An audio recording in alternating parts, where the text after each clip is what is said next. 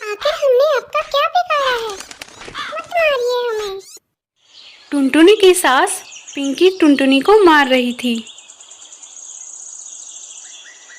टूनपुर जंगल में टूनी अपने माता पिता के साथ एक छोटी सी झोंपड़ी में रहती थी। टूनी जन्म से ही थोड़ी सी सांवली थी। टूनी ने अपने भोलेपन से जंगल के सभी पशु पक्षियों का दिल जीत रखा था। सब टूनी को बहुत प्यार करते थे।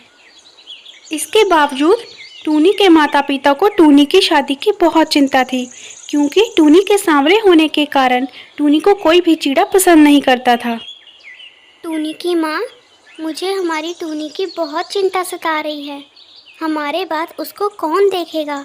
इसलिए मैं सोच रहा था कि उसकी शादी हमारे जीते जी हो जाए। एक दिन कालू कौआ टूनी के पिता के पास आता है और कहता है, चील भैया, मैं हमारी टूनी के लिए रिश्ता लेकर आया हूँ।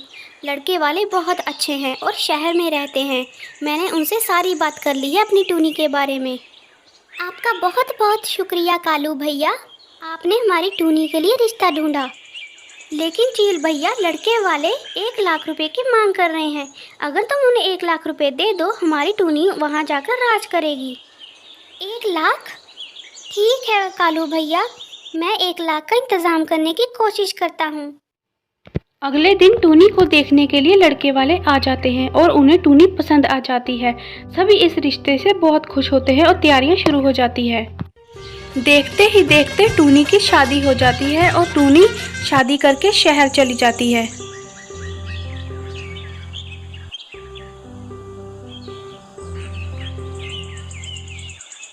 टूनी अपने ससुराल घर में आ जाती है। ए लड़की, अंदर आजा, तुम्हारा यहाँ कोई गृह प्रवेश नहीं करने वाला।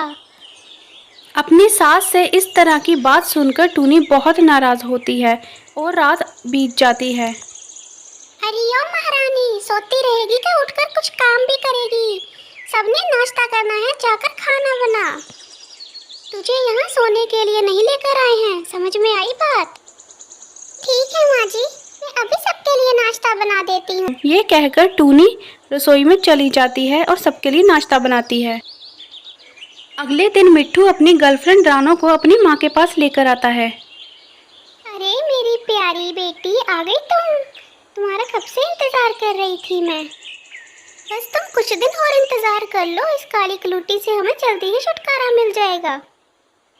और वैसे भी हमें जो चाहिए था हमें वो मिल गया है। हमने इस काली कलूटी से पैसों के लिए शादी की थी और पैसे तो हमें मिल गए हैं। अब हमें इस काली कलूटी की कोई ज़रूरत नहीं है।